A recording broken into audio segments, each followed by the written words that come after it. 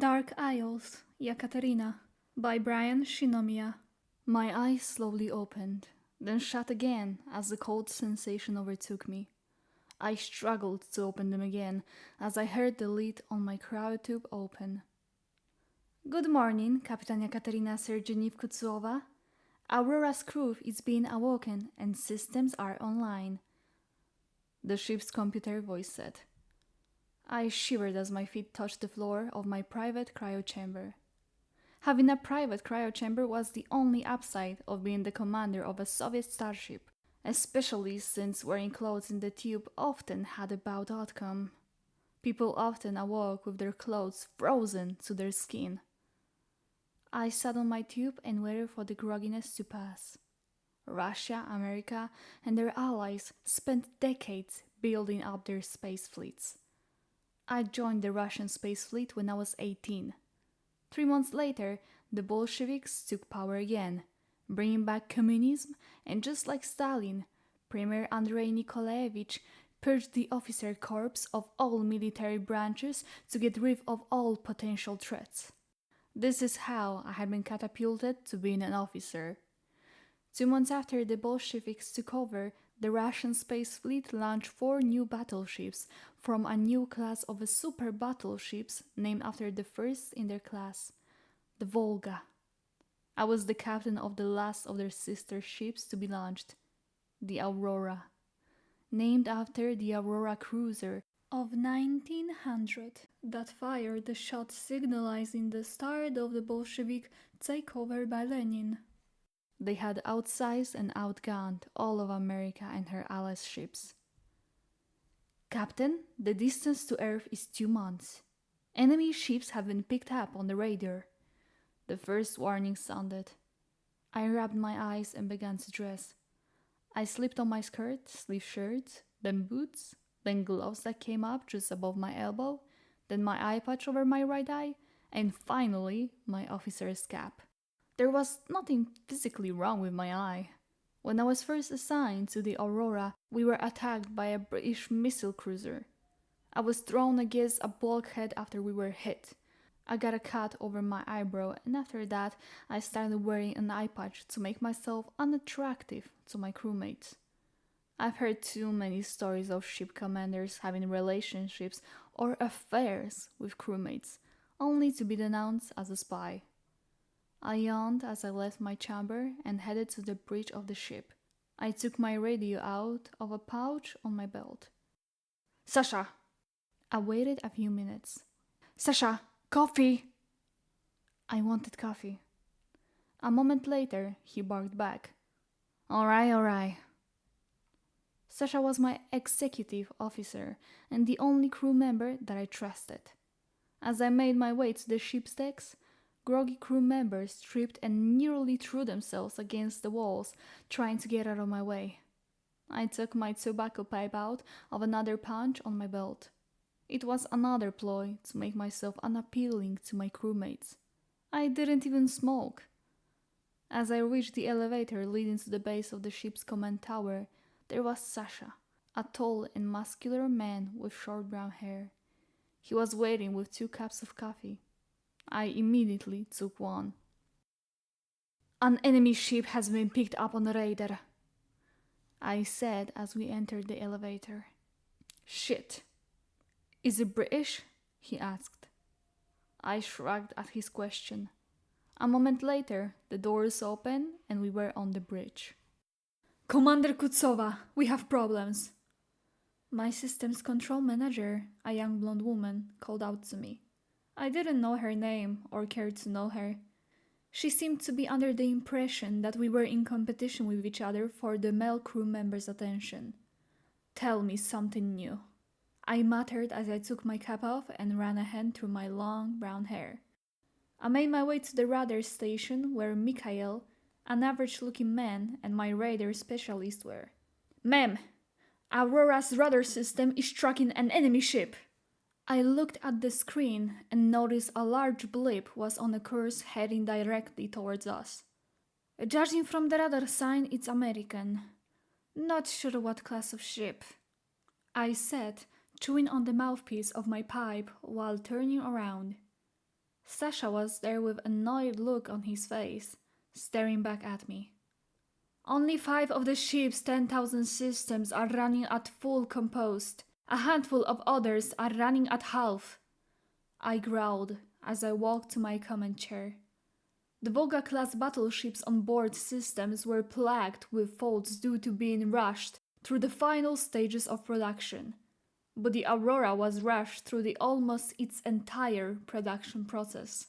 I turned to my weapons system specialist. I had divided the ship's weapons system into 2 categories.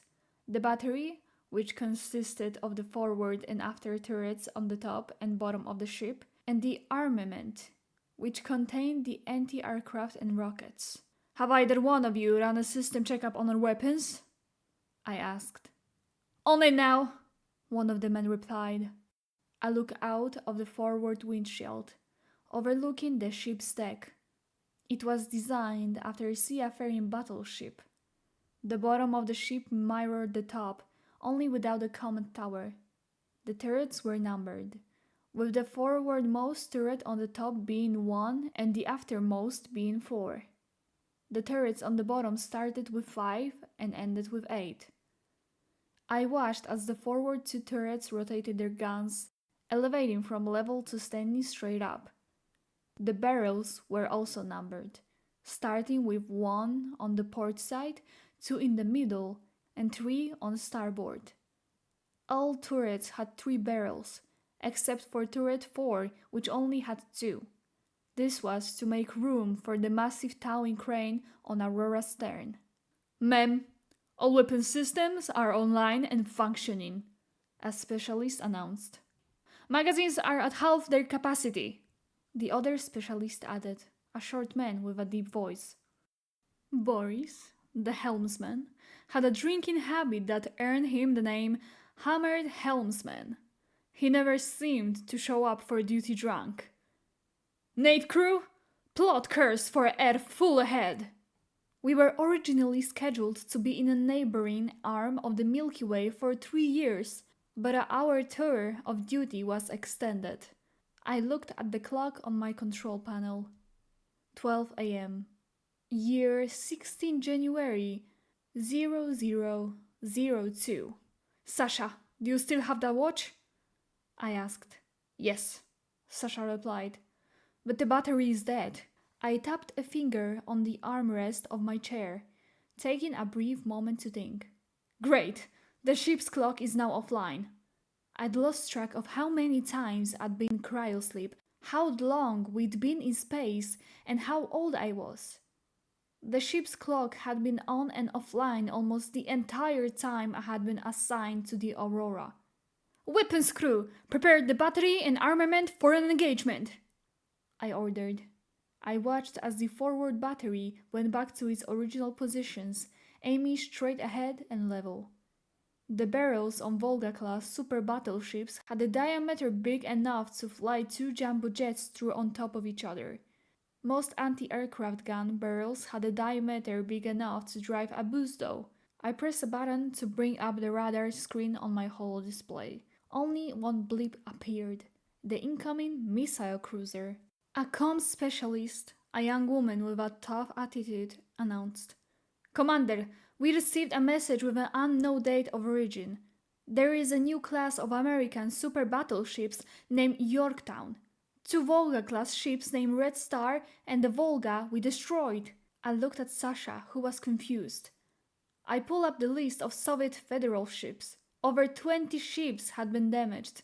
8 ships had been destroyed, and the Volga and Red Star were at the top of the list. That's impossible! Even with all the system malfunctions and other issues, nothing should have been able to knock out a Volga-class battleship. I pressed the intercom button on my command chair and stated, All hands! I repeat, all hands now hear this. There is an incoming enemy missile cruiser. Volga and Red Star have been destroyed. Sasha approached my command chair. There is no way a Volga class could have been destroyed, he growled. I switched my screen back to the radar. The enemy ship had stopped and there was another blip sitting on the edge of the radar's effective range. I couldn't tell the vessel's size, I looked over at Sasha. His beady eyes were fixed on my tights. I cleared my throat, and he found something interesting over by the ship's star map computer. I could feel the Aurora beginning to turn to the point side, preparing to fire on the incoming cruiser as soon as it was in range. I raised the alarm on the ship, signaling the battery and the fighter pilot crews in Aurora's two hangar bays to be ready for an engagement. When I looked back to the radar, the blip on the edge of the radar's effective range had vanished, and the cruiser was moving towards us again. I looked out the front and rear of the bridge. All 4 turrets on the top and bottom of the Aurora were aimed to starboard and ready to fully broadside the incoming ship. Every squadron in both hangars was ready to launch, and as soon as I ordered it, all eyes were fixed on the radar specialist. My attention, however, was fixed on my command screen. I was watching the ship while it was in range, but still holding its fire. I felt my heart skip a bit. "Send a warning shot!" I ordered. A moment later, there was a flash at the end of a turret number's two-tiered barrel. I watched as a blue plasma bolt flew out into space. I looked back to my screen. "Turn around!" I growled to myself. "Ma'am, we're being held!" a comm specialist barked. "On screen!" I sighed as I stepped down from my command chair and into the center of the bridge where the ship's communication camera could see me. The holographic display flashed as it came online, and the image of a woman with golden blonde hair pulled back into a braid and gray eyes in an American naval uniform appeared. Vodimo! If there's one thing I hated more than Russian men, it was female American military personnel. This one, I could practically see a chip on her shoulder. "Turn your boat around, Yankee!" I demanded. "You fired at my ship, and I'm not a Yankee. I'm a Texan," she snored. "Well, excuse me, all to hell. Bolshevism rules in Russia and you are approaching my ship. Of course we are going to fire a warning shot. Turn around or surrender your ship," I ordered. American women always feel the need to prove something whenever they are allowed to perform any authoritative combat roles. Although Russian women had performed as snipers and bombers during the Second World War and the Great Patriotic War. Perhaps a show of the size of the Aurora will stall her. "Why don't you come within visual distance of our ship?" Her eyes widened. "Size of the ship doesn't matter. It's the size of the guns and thickness of the armor," she laughed. "Mine is bigger and thicker." Boris laughed as the Americans cut communications. "It's nice to see women get into pissing contest and use terms like 'mine is bigger and thicker,'" the armament specialist chimed in. "Hissing and spitting, fangs showing," the battery specialist barked. I looked over to their station. "Claws sharpened and out, all hands prepare for a catfight in space," they continued to tease. I turned my attention to the radar screen and ignored their stupidity. The cruiser was still moving. I ordered the battery and armament to hold fire until the cruiser fired the first shot. We waited as the American cruiser continued on its course. A few moments later, it appeared and did not turn to either side but kept on straight course. She's keeping it a small target. "Boris, straighten us out! Battery, target their bridge and muzzle tubes!" I yelled. There was a flash above the hull of their ship as we turned. "Missile fired!" the armament specialist yelled as the deep red beam fired from our laser cannon. Their muzzle exploded before making it a few feet from the American ship. "Hold all fire! Get her on screen now!" I roared. Moments later, my enemy was on screen. "Seems like your Soviet tin cans are not complete obsolete yet," she smirked. "Turn around or surrender you," I started to demand. "Fire!" she snapped. I ordered the armament in Russian to allow their missile to get within a few feet of our ship before taking it out. As the American commander and I stared each other down, her confidence faltered after we took out her second missile. I motioned to have the signal cut, then ordered the battery to fire 3 rounds from all 4 forward-facing guns. My gut turned ice cold as I watched flash after flash at the ends of each barrel, followed by blue plasma bolts to the missile cruiser, where they turned into explosions. The battery took its time firing its barrage and, waiting a few more minutes between shots, I looked to my side where Sasha was watching with amusement. I struggled to keep my mask of indifference on. The ship did not move, but I knew that its crew was being rocked with every impact. The final 2 shots hit at the base of the vessel's command tower. A hit like that must have rocked the command crew. Battery, is the command tower still targeted? Sasha asked. Yes, sir, the battery specialist responded. Fire, he barked. The battery specialist and I looked at each other. I knew giving her the option to turn around was now out of the question. Get her on screen, now! I ordered and waited a few minutes before her image appeared. She had been thrown around by the impact of the barrage. Her hair had come loose from her braid and there was a nasty cut over her left eye. This is your last chance to surrender your vessel, and if you do, I can have you sent to a ranch in Tajikistan where you can shovel horse shit. It will be like you never left Texas. I chuckled. She clenched her jaw. Fire everything, she yelled. Without hesitation, I ordered. Ogun. The battery and armament specialist confirmed. Firing! I turned back and realized that I had not ordered the signal cut. I could see a mix of helplessness and horror on her face as I looked through the holographic display. She jumped back, and a split second later, their bridge exploded. The signal was suddenly lost. There was a series of smaller flashes as the armament targeted and took out their incoming missiles. I growled as I tried to steady the shaking I knew would be in my voice. Hold fire! Save ammo! Plot course for air full ahead! I ordered calmly. I could feel Sasha's glare burning a hole through my back. Destroy that ship, he ordered. Disregard, I snapped back. That is an enemy vessel, he hissed. With no command crew, our magazines are at less than half their capacity, and there are new American battleships, and 2 out of 4 Volgas are destroyed. I will not waste another round on this rowboat, I yelled back. Fled.crit. I don't give a damn what it says. I did not see any new battleships on the list, which makes the Aurora and the Black Diamond the last 2 Volgas-class ships and the most important ships in our fleet, I growled. By now, all other conversations had stopped and feeling of discomfort set in on the bridge as my executive officer decided to challenge me. You need to, I glared at him. Get off my bridge. Sweat started to drip down my forehead. Boris, you sot sailor. Get us home, I said. Armament, as we pass that ship, fire 1 missile at the trussers. I turned to walk back to my command chair. Sasha was still standing in the same spot. Sasha, don't let the door hit you on the way out. I do not want a sprint on my bridge door, I said as I slammed into my chair. It was almost impossible to relax. As soon as Sasha left, I got out of my chair and headed straight to Boris. He looked up at me. Can I help you? I stuck my hand out. He looked at the woman next to him as she looked behind herself. He slipped his hand into his pocket and gave me his flask. I removed the cap and peered inside. It was a clear liquid. Vodka? I asked as I raised the flask to my nose. Non-alcoholic vodka, he replied. I handed the flask back to him and kept my hand out.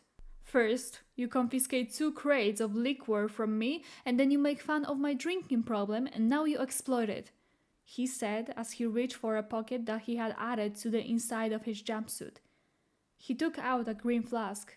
I grabbed it from him and in one fluid motion unscrewed the cap, put it to my mouth, and threw my head back. Boris looked around the room. My throat and chest were on fire as I handed him back his flask. He shook it and looked at me shocked. It's almost empty, he complained. I shrugged. That's 101 proof bourbon, he said. Everyone was now looking at me as I made my way back to my command chair. We were passing the enemy ship and a missile was fired at the trussers. I knew that it would not disable the ship's ability to move, but the act sent my crew a message, telling them that I was willing to show our enemies little mercy. I gave the order to keep the missile cruiser targeted as we left it behind. Boris complained that I owed him a drink and the rest of the Comet crew seemed to feel that they were on one as well.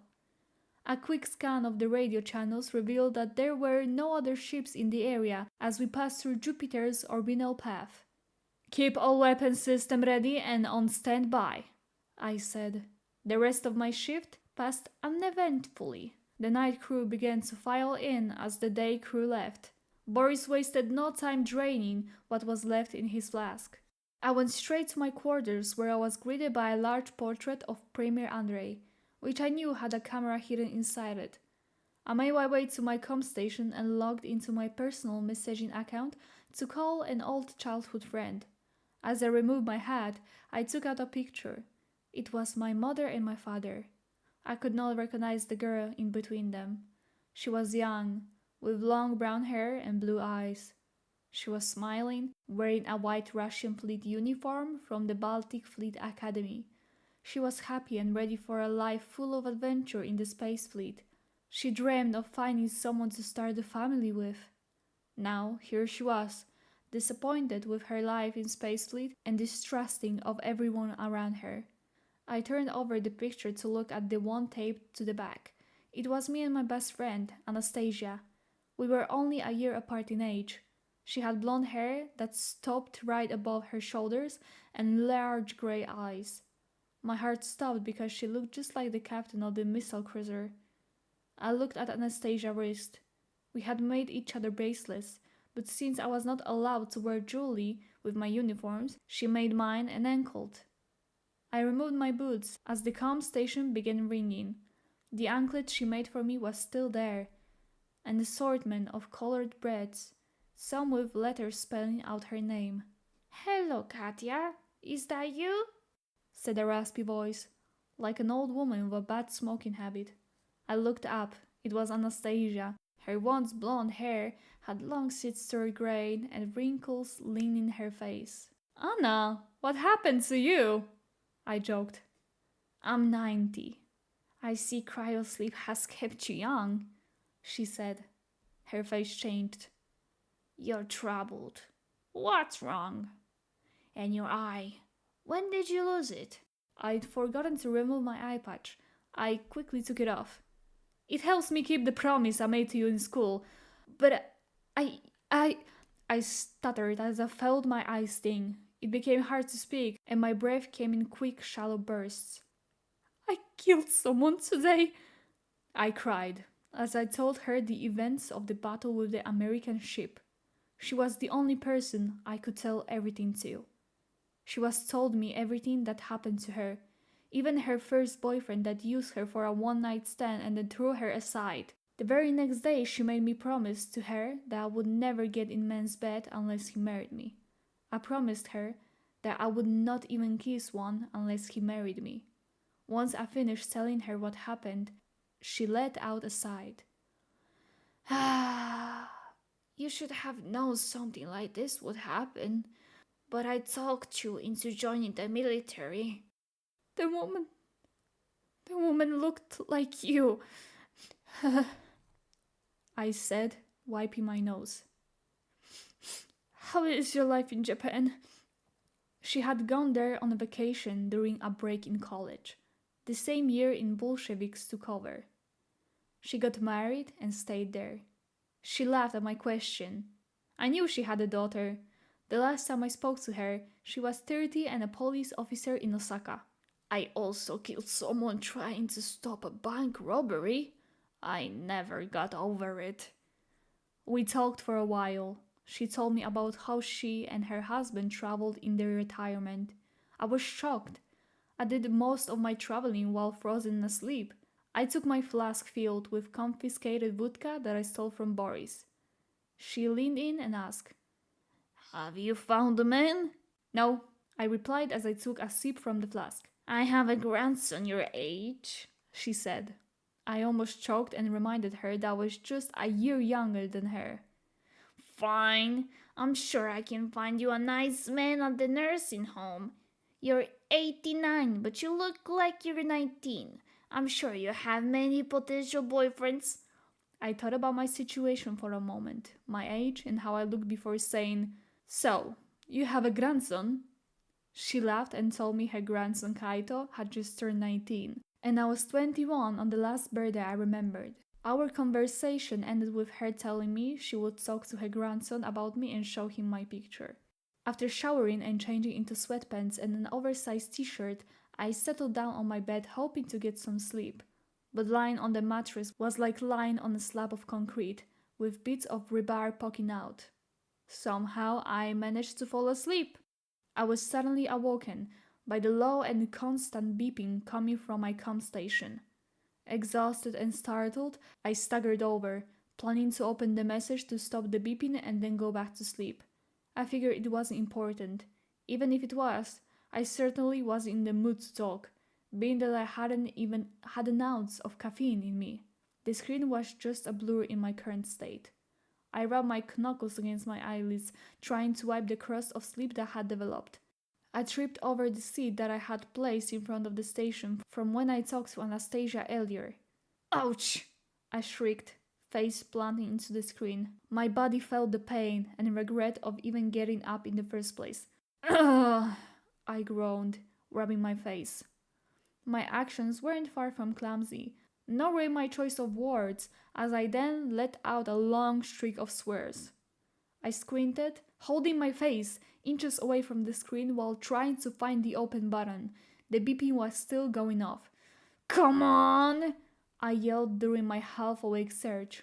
I pressed the screen and staggered back towards my bed, thinking I had muted the alarm.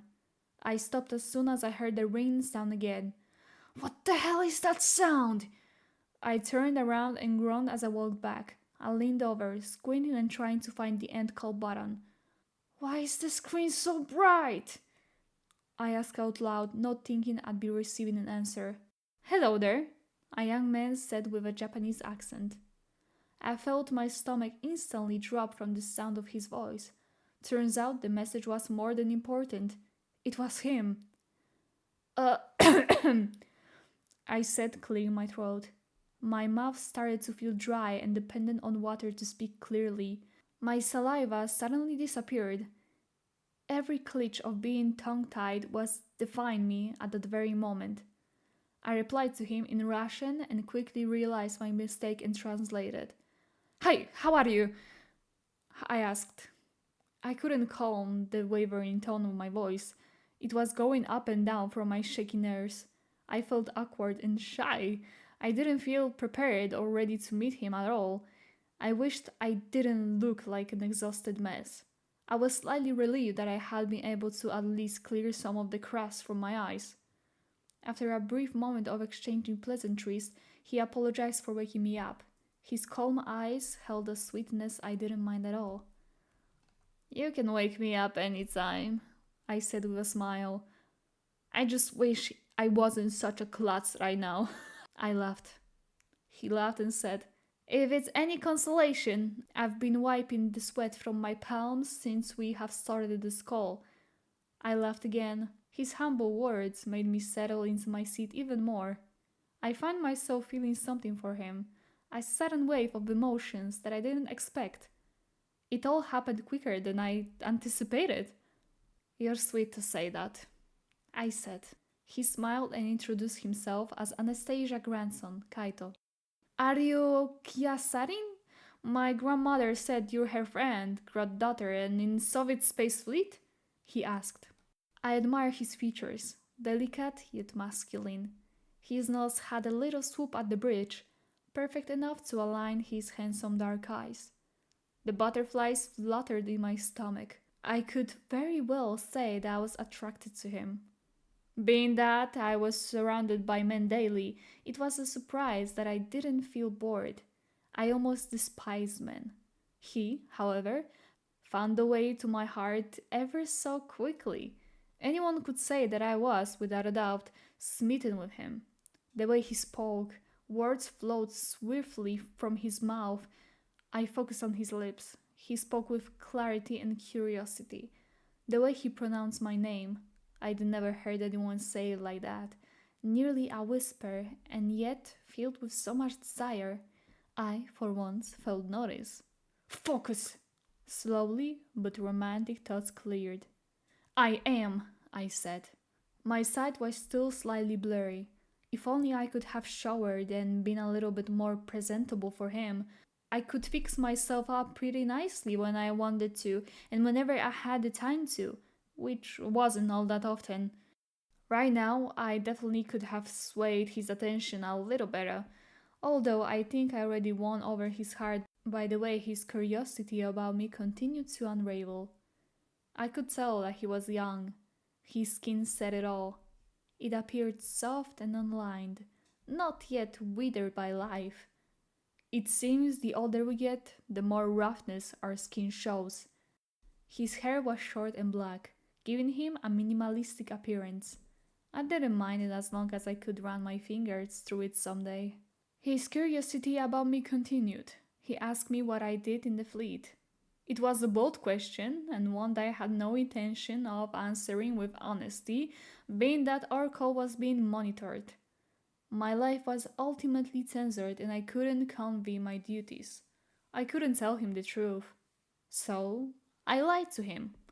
I know that wasn't the best or the smartest way to start a romantic relationship, but I didn't have a choice.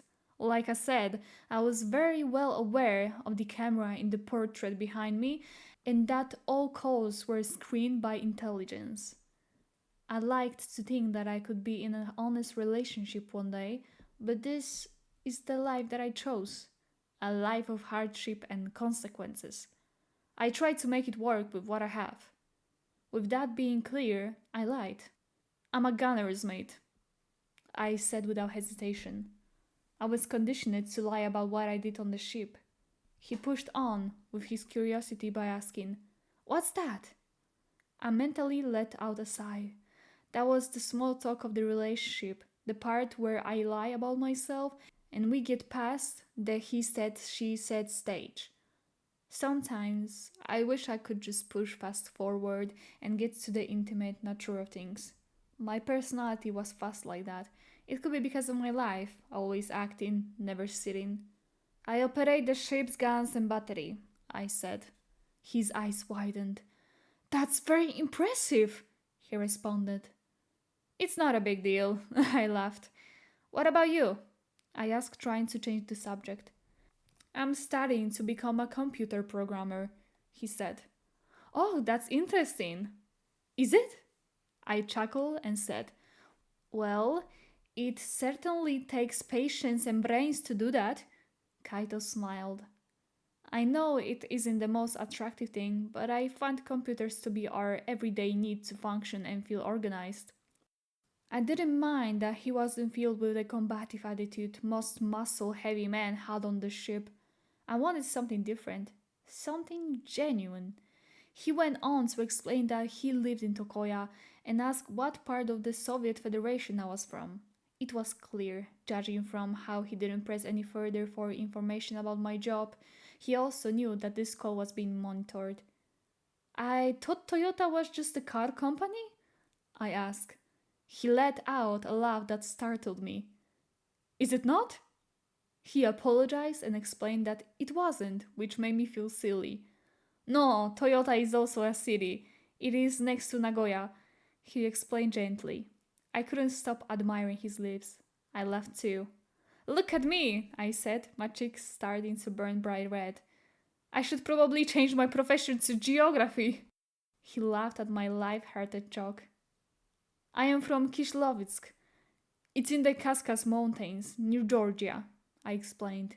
He nodded. "I thought Georgia was in America?" We both started to feel a little more comfortable and relaxed on the video call. Talking to one another was beginning to feel a lot less forced and easier as each minute passed. As we continued our conversation, my initial discomfort about our slight age difference faded, mostly because we didn't physically look that far apart in age, and primarily because Japan was neutral in the war. They refused to help either side, and the Soviet government did not deal out punishments for simply talking to a Japanese person.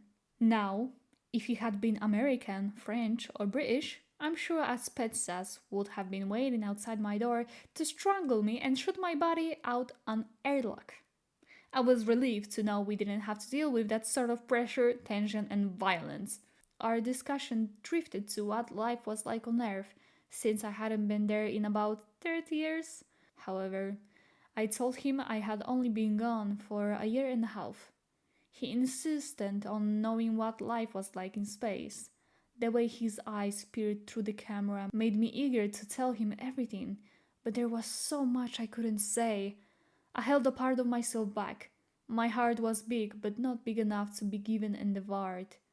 Little did he know I was only so much for him. "Can you send pictures?" he asked. I sat back at his question. He noticed my hesitation. "I mean, you can't even see stars from Earth anymore," he said. "I can try," I said. I knew any information that I wasn't supposed to share could get me into trouble, especially if any part of the ship was revealed. To clarify, even just the slightest reflection in a window could put me in a very bad position. When the Russian space fleet designed the ship, secrecy was of utmost importance. We were sworn to swallow the truth and reveal absolutely nothing. Com stations were placed in a certain way so the cameras would only have a view of a blank wall behind us. Not even a solitary bolt was visible. As our conversation fell silent, I looked at my screen. I watched his cheek redden, but before I could say another word, the ship's PA speakers crackled and trampled, blaring the national anthem. It echoed through the ship. He looked at me, and I looked at him. We savored that brief moment of care and compassion, staring into each other's eyes and not knowing when we'd speak again. It was too soon to share honesty and feelings, but our eyes locked. I think we both knew a mutual feeling. "Governor, I have to go," I said. He smiled, and I saved that image in my mind for later. "Until we meet again," he said. We quickly said our goodbyes, and I shot out of my chair, sending it tumbling behind me. "I'm late! I'm always late!" I hurried over to my wardrobe, throwing my clothes off and changing into a fighting suit. My heart raced. I couldn't stop smiling inside. I liked him, and that's all I could think about at the moment, imagining how he felt in person, how he smelled like. I stumbled off my quarters, still slipping off my boots and tying them as I hopped on the floor. After much experience, I was exceptional at changing on the go. From all the times I was running late, getting ready in a hurry was like riding a bike. I could strip down and saddle up in seconds. I've had to do it one too many times in training. Many people would agree from constantly seeing me on the go. Luckily, I've managed to master it. My eye patch was still hanging around my neck like a necklace, dangling while I made my way. In a swift motion, I slipped it up and over my eye, took my comet cap out from under my arm and put it on, and put my pipe in my mouth.